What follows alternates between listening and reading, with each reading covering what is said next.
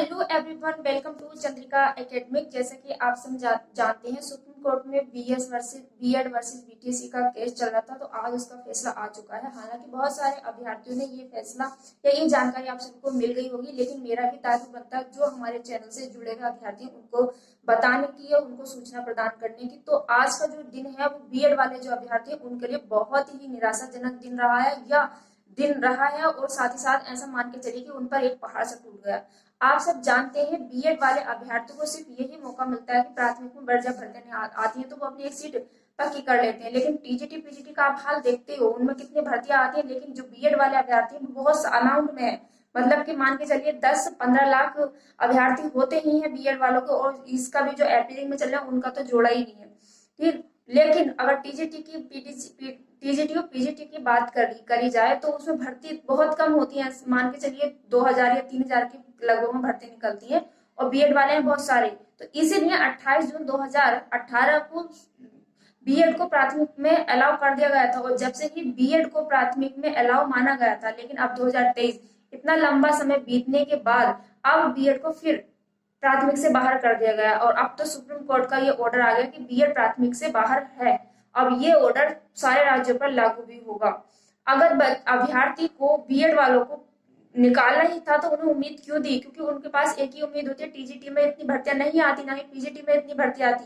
भर्ती जो आती प्राथमिक में भर्ती आती 1-1 लाख तक। फॉर एग्जाम्पल आप बिहार का देख लीजिए, सुपर टेट में भर्ती आई है 1,70,000 भर्तियां आई है, और सिर्फ पीआरटी की बात करें तो पीआरटी में जो भर्तियां हैं 80 से 85,000 के लगभग में भर्तियां आई है। लेकिन कभी टीजीटी में इतनी भर्तियां देखी है नहीं ना। तो बीएड वालों को सिर्फ वही उसका उम्मीद होती है कि उम्मीद थी कि प्राथमिक में क्या भर्तियां आएंगी तो हम टीचर बन पाएंगे, या प्राथमिक में तो हम अलाउ है हम टीचर बन पाएंगे। लेकिन सुप्रीम कोर्ट से ऐसी कोई उम्मीद नहीं रखी थी कि ये सिर्फ एक ही साइड अपना फैसला रख लेंगे। सोचा था कि बीच में या फिर ऐसा कर देते कि पहले प्राथमिकता जो देनी चाहिए थी वो बीटीसी वालों को दे देते, और बाकी जो भर्ती बचती वो बीएड वालों को दे देते, ऐसा भी कर देते।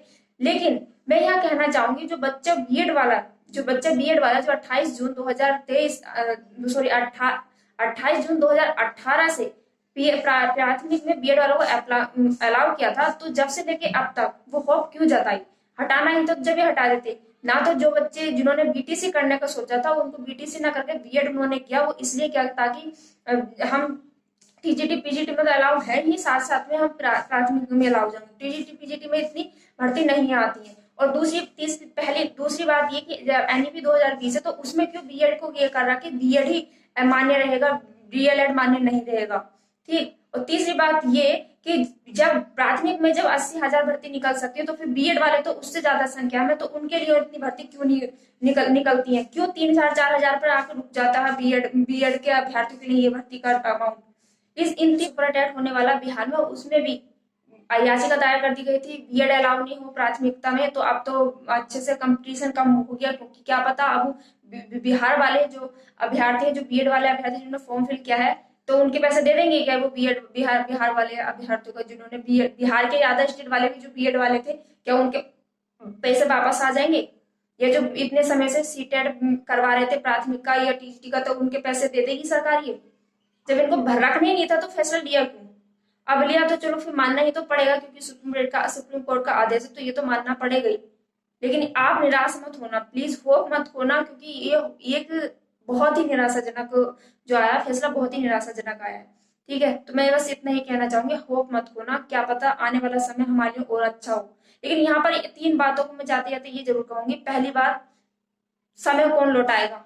बीएड वाले अभ्यर्थियों का जो 5 से 6 साल समय आपने बर्बाद कराया, जो इसी उम्मीद में तैयारी कर रहे थे कि सुपर टेट की भर्ती आएंगे पीआरटी की, तो उसमें हम एक टीचर पद हासिल कर लेंगे, वो समय कौन लौटाएगा? और वो तैयारी का समय जो उनकी पूरी टाइम बीता, वो कौन, उम्र जो बीत गई, वो कौन देगा?